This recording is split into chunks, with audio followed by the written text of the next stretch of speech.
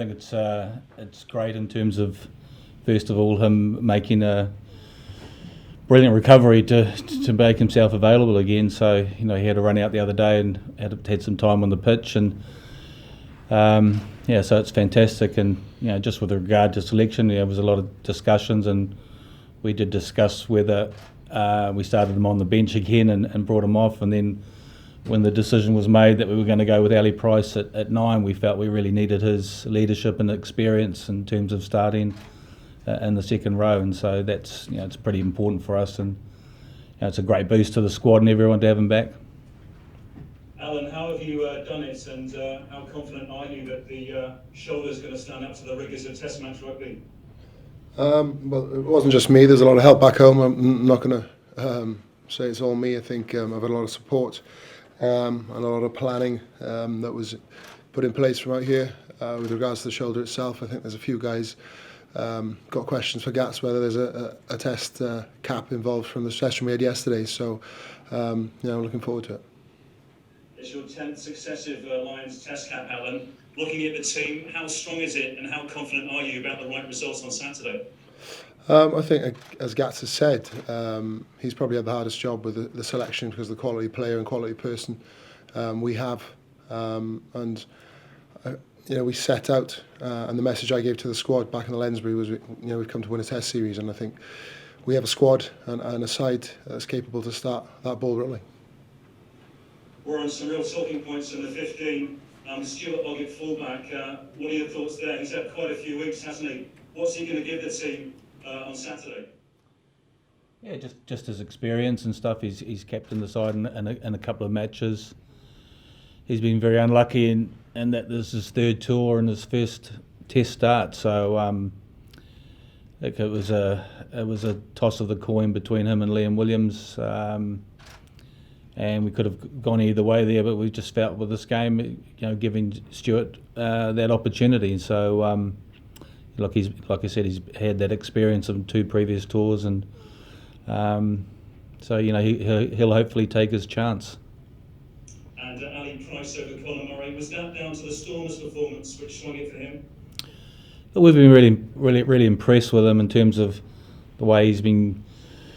I thought his running game against the Stormers was good. Some nice variation. He was getting the ball away quickly. But in saying that, it's not just about the starting 15 and looking at South Africa and particularly up front in their bench. We wanted to make sure that the balance was right and how important our bench was going to be and the experience of players coming off the bench. And so you've got players like Conor Murray and Liam Williams and Owen Farrell who were disappointed not to be involved, but having that experience, they get a chance to come on and hopefully close the game out for us. So we're really happy with the depth of our bench and how important they're going to be for us on Saturday.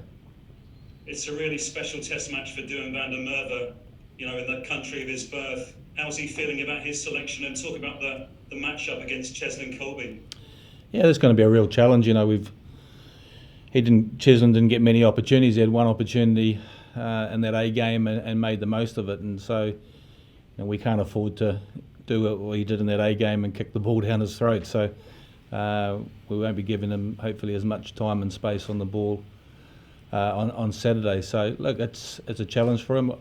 I spoke to him yesterday and said to him, what's coming on the weekend, and he was fully aware because I presume every time he touches the ball they'll be trying to hit him with everything they've got. There'll probably be some verbals at him as well. So he's well aware of what's at stake, but he's been incredibly relaxed. He's the way he's been running with the ball and beating defenders and also scoring tries, top try scorer in the Six Nations. It was a really tough call in terms of that, and leaving Josh Adams out. I spoke to Josh yesterday and just sort of said, that was such a tough call for us in terms of and for himself. He had a pretty emotional week last week with the birth of his child, and then the next couple of days and checking there.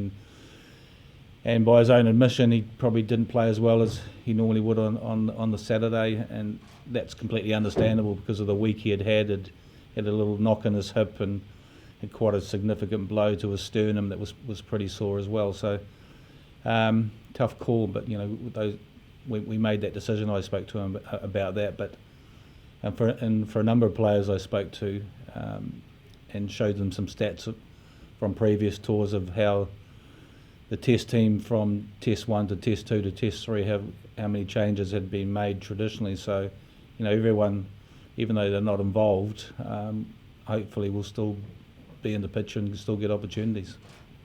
Yeah, I mean, some big names are on the bench, some big names not even on the bench. I mean, how generally are they taking the news? Obviously, I expect the guys to be disappointed, and that was the chat. They're not going to be.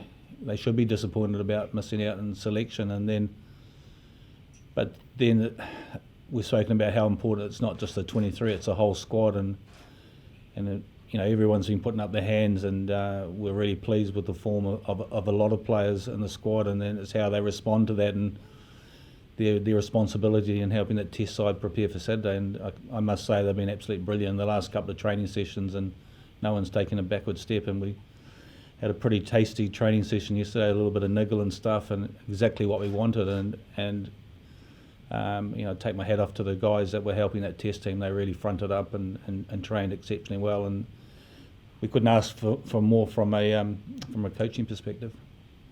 Just finally, Warren, the team was in the public domain before today's announcement. How did that happen, and are you bothered much?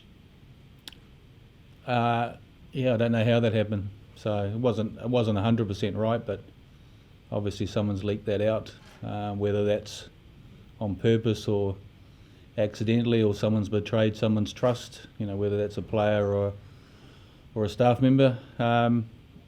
So what I'll do next week is just name the team to the players, and then name the team to the press straight away. Thanks so much. Thank you. Warren, some of the combinations haven't been tried on the tour so far. There are obvious reasons behind some of them. Have some others, though, been deliberately kept under wraps?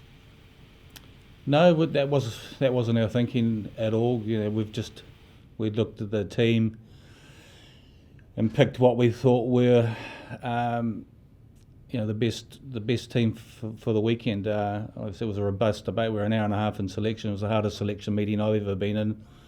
Asked the coaches to come along with their 23s, and we were all different.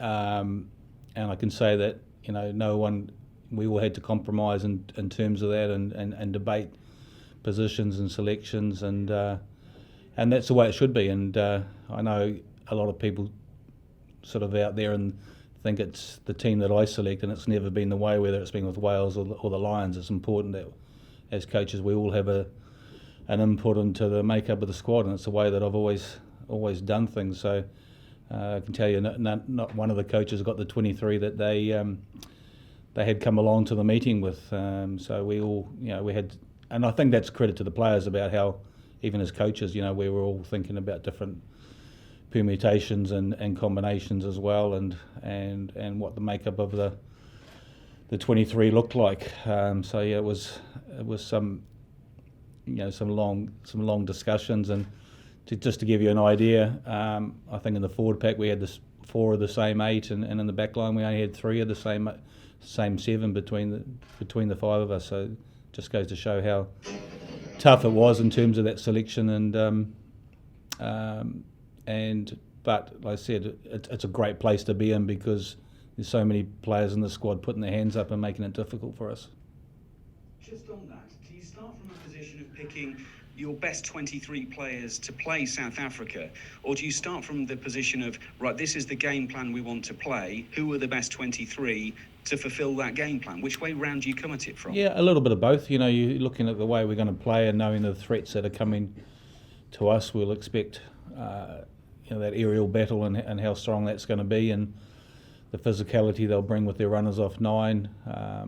We don't think they'll play a huge amount of rugby. They'll play a lot of territory, so we've got to be strong in those areas and being prepared to stay in that arm wrestle and then wait for the opportunities that come from an attacking perspective, and then being able to capitalise on that. Probably the first 30 minutes in the A game we were a little bit short, and then we worked ourselves back into the game, and we kept them scoreless in the second half, and we looked strong in that second half, and a couple of tries we felt particularly a charge down with things that we can fix, and probably the crossfield kick to Colby is something that we need to address, and we've spoken about that too. So we feel like we're in a good place, and some players that coaches would have had in their starting 15 didn't make the 23 because looking at the combinations on the bench and the experience. And I just need to reiterate, just how important it's not just the starting 15, but the guys coming off the bench are going to have a significant impact, and they need to have an impact coming off the bench for us. Alun Wyn will become the first player of the pro era to play 10 Lions Test matches. What does that say about him? That he's old.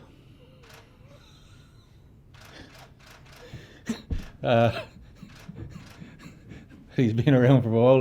Look, that's a fantastic achievement for anyone. Not just playing your first Test match, but to play 10. So it's a fantastic, and I just think it shows what he's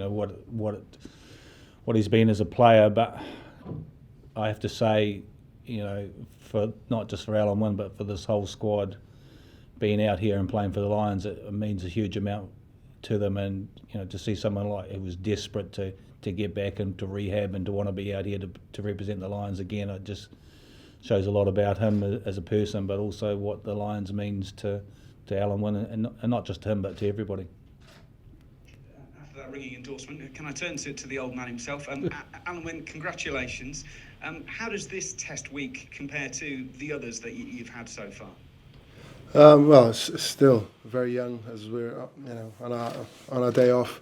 Bit of R&R. I think it's been pretty whistle stop for me since I spoke to Gats and some of the management about being involved on Saturday, literally off the plane, because we hadn't really got that far, obviously, because the timelines had moved forward a little bit. So I was fortunate enough to get the game time on the Saturday and put myself in contention. So to be sitting here now and involved in the Test week is everything I've worked for really over the last. I'd be lying if I say it was 2 years. It's probably 4 years. Obviously, when you finish a series or a tour, you don't know whether you're going to do a next one, and a lot of games go under the bridge, as it were. So to be sitting here now, is a very, very special thing. But like I say, it's only a very short step towards what's going to be hopefully a very enjoyable week. In the starters, you've got yourself, Maro, Courtney and Jack are all lined out forwards. There's also Tig on the bench, and Tom Curry and Hamish Watson have also been used. Is that an indication of how important the line-out is going to be in this series? Yeah, very much so. I think the impact the set piece has on the game generally is huge. In times gone by, you'd say it's just to restart the game, but I think definitely knowing the players we're coming up against and the set piece is a pillar and what the Springboks use. There's definitely opportunity and variation there that we have, and as Gat said, we have that ability, if you like, coming off the bench to add and aid our attack. So it's a very big focus point, particularly for the opposition that we're going to face. History says it's very difficult to win a series in South Africa if you don't win the first Test. Not impossible, but difficult. How much of an advantage would it be to go one up in a 3-match series? I think that's anything in sport. I've done enough Six Nations launches to that word that comes out and everybody's used it as momentum, and it's exactly the same in a series. You want to get up the blocks, as much as the opposition, and it's our opportunity to do that on the weekend. Thank you. Alun Wyn, hi, it's Michael Corkin from RTE here. Congratulations on your selection. It's good to see you back again. Can I ask you to compare and contrast the sort of almost emotional state from when you walked off the pitch in Edinburgh to landing in South Africa? You must have been delighted for fellas to be battering you around the place again. Yeah, to be honest with you, I can't swear on here, so I won't go into too much detail. But the first few days after that and getting home, I think I was at home on the sofa before the guys had even got to the airport on the Sunday. So that was a tough one. Fast forward to the Tuesday when I was told there was a chance. It was bordering on surreal. So to be here and taking the knocks and bumps and being in amongst it with the group. It means more. I'm not going to lie, it means more in the fact of I'd spent 2 weeks with the guys and was getting to know people. We were bedded into the rugby. Obviously had the 7 minutes, and for those 2 days that was my tour done. But like I say, I had the decent news on the Tuesday, and sometimes all you need is a chance. And I was willing to work hard and get myself and make it difficult for the guy next to me to make myself available for selection, like I say. You're in a situation now where you're going to lead the team, obviously, this coming weekend. What are the kind of key messages you'll be trying to get across to the match day 23, kind of the night before the game, when you're on the way to the game, when you're in the changing room before that match? Very basic. I think when you get to this level and the calibre of player we have, it doesn't have to be overcomplicated. We've seen the rugby that we've been able to play and produce across the games leading up to this week. I think a big one's going to be composure. We're going to be in an arm wrestle. As Gats has said, there's going to be a territory battle. So the basic messages are going to be along those lines. It doesn't have to be overcomplicated. There's obviously going to be a lot of emotion involved anyway. But the calibre of player and the simplistic nature and that approach is what I've used with previous teams and Wales in the past, and I'll continue in a similar vein. Cheers, man. If I could ask you to speak to Mr. Gatland, the head coach there, if you don't mind, please. Mr. Gatland, can you tell me what your expectations are in terms of South Africa and the threat they're going to pose on Saturday? Yeah, I think in that A game we were very happy with the way our line-out went and our maul defence and the way we scrummaged, and a couple of scrums towards the end of the game we felt we'd really dominated them. So whether they come with different variations, I don't think so. I think they'll come with a harder approach in terms of that's one aspect where we were probably dented a little bit of their ego in terms of they haven't had that dominance in those two areas that they would have liked. Incredibly impressed with the way that we've defended on this tour and continued to improve in our defence. We haven't conceded a line-out maul try. We haven't conceded a pick-and-go try from close to our goal line. So, that's one aspect that we've worked really, really hard on. And if we can stop them from dominating in those areas, then they're going to have to go to something else in their game. Definitely they will kick a lot. So probably in normal internationals, there's possibly 20-odd kicks in a game from each side, and when you play South Africa in these games, you can expect up to 40-odd kicks in a game. So, like I said, that aerial battle is going to be a key to us, and at times we need to make sure, if those kicks from them or us are on the money, then you get the ball back. You've got to make the most of it in terms of those opportunities, but you've also got to be in a situation where you don't force things and you don't lose the patience to be able to maybe just put them under pressure and put the ball back and wait for the chance. So it's been smart about how we approach and manage that, but also being aware that when we do get opportunities, when the kick's not quite so good and we've got a bit of time on the ball, that those opportunities to counter-attack and to move those in those situations as well. So those are the sorts of things we've been working hard on this week. How important will the conversations be with the match referee if you get a chance to chat to him before the game? Given the fact that there are people who've got a really key role to play over the next 3 weeks. Yeah, we've got a meeting with the referees tomorrow at 3:00.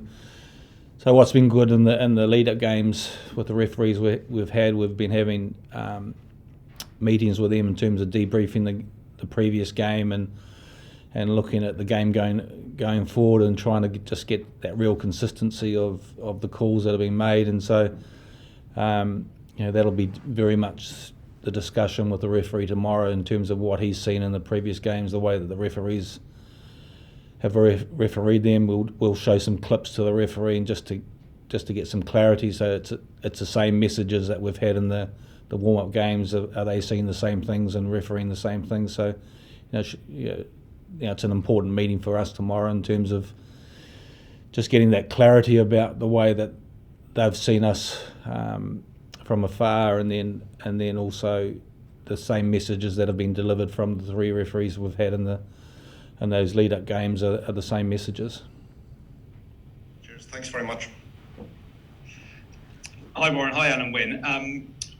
Warren, why do you think that the team selection was so much more difficult and the meetings so much longer and more detailed this time than before the first test 4 years ago? I think it's just credit to the players. I mean, just there's so much competition in the squad and so many different choices in terms of options in terms of the players and potentially the way that we want to play. So and that's been fantastic. So in the games and the lead-up games, there'd be a lot of players put their hands up, and probably in previous tours you'd sort of go into the meetings and you'd have a consistency of 19 to 20 players that everyone was pretty much on the same page with, because that's the players that have been probably in form or put their hands up leading into the test matches. But this has been completely different. There's so many players that have really made the selection really difficult for us, and that, like I said, it makes it hard, but it's where you want it to be. And I think that from a positive point of view, that if there are knocks and injuries and we've got players and the depth in the squad at the moment that we can handle losing a few players. And I think looking at it, I'd like to think we've possibly got a little bit more depth than the South African squad has at the moment if they did pick up the same number of injuries. Stuart Hogg said the other day you're looking to keep the ball off the floor and play at pace, and your selection's borne that out, whether it's Daly 13, Price 9 or Conan at 8. So can we gauge from the selection, Warren, that you're not going in there just to try and beat the Boks at their own game? Oh, absolutely, and it's twofold. You can't go into a test match playing South Africa without trying to match their physicality, because you can't allow that sort of dominance, and test match rugby is all about the physical battle, and it doesn't change, but then it's making sure that you're smart in terms of when those chances from an attacking perspective come, we've got to look at capitalising on that. And even after that A game, we felt afterwards, just particularly in that second half and how strongly we finished, we think we're in a great position from a conditioning point of view. The guys have worked incredibly hard in Jersey in terms of the pre-tour camp, and they've worked really hard since we've been here. A lot of stuff and conditioning wise and altitude, and we've really got the benefit of that as we've come down to sea level. So we don't think that we're going to fall away. We think as the game goes on, we're going to get stronger and stronger. So those are the sort of things that we're taking into the game with a lot of positives. That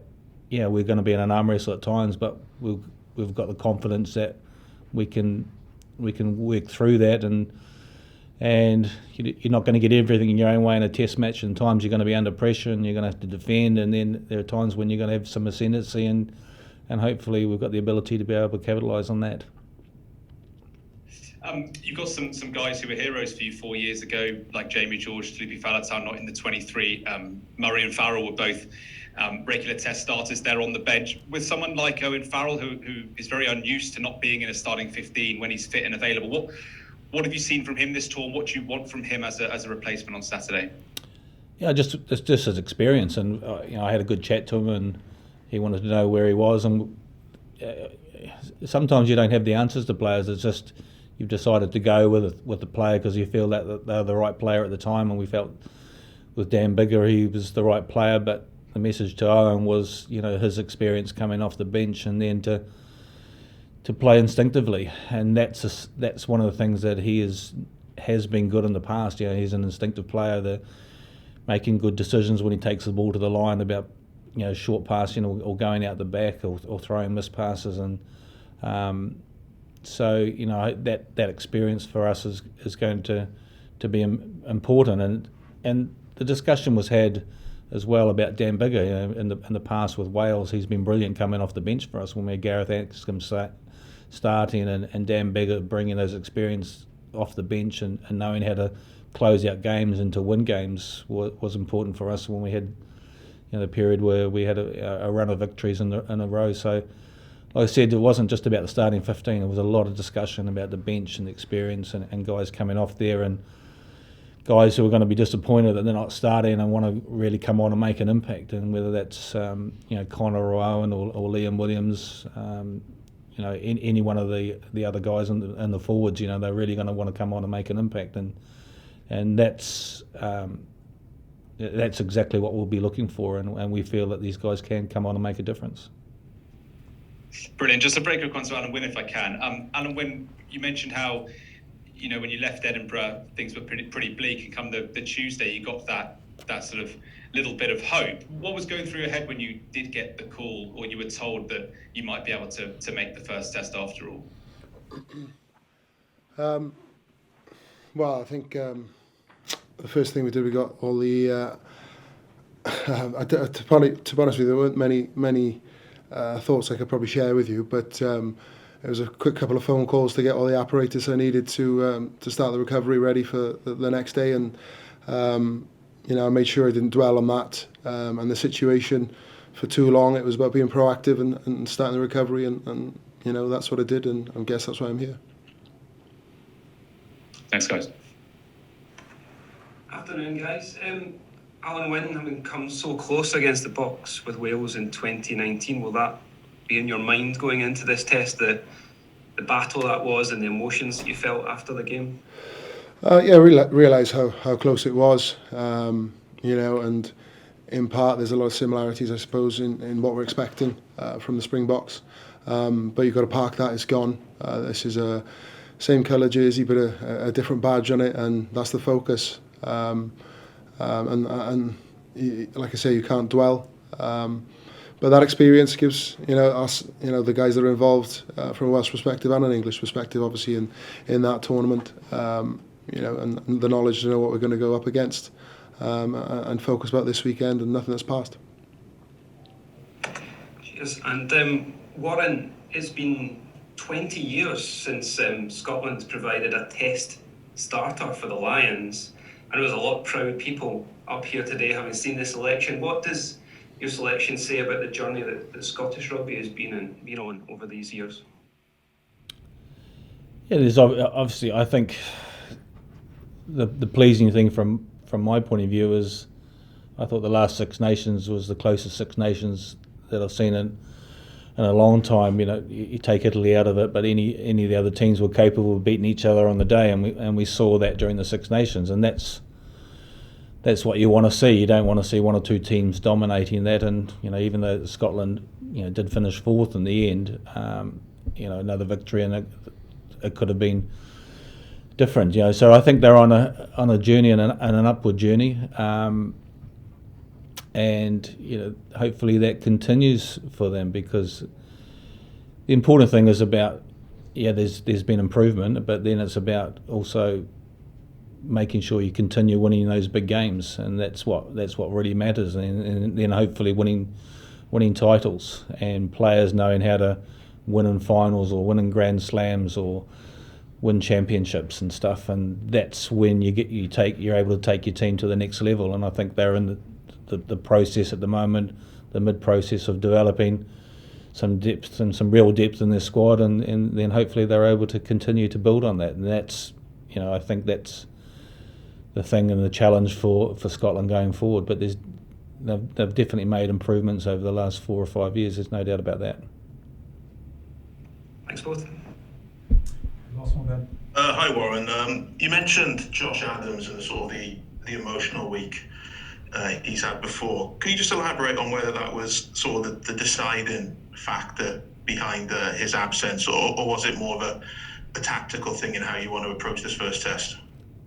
No, I mean, I said to him, it was probably when it came to the wingers and stuff, and it was probably an easy out for us, really. It was kind of like, and not saying that lightly. I mean, like, he did have an emotional week, and then on the Saturday, with the emotion and stuff, and the couple of knocks that he took in the game, and I said he was reasonably quiet in that game as well, and you looked at it, and that was possibly the deciding factor, and but there's no doubt that he will hopefully feature going forward. He knows where the try line, knows how to score. I mean, Duhan's Doohan's scored some really good tries on this tour as well, and he's beaten a lot of defenders and brought some physicality, and we know what a quality player Anthony Watson is, and particularly how good he is in the air too. So, look, I mean, that was by far,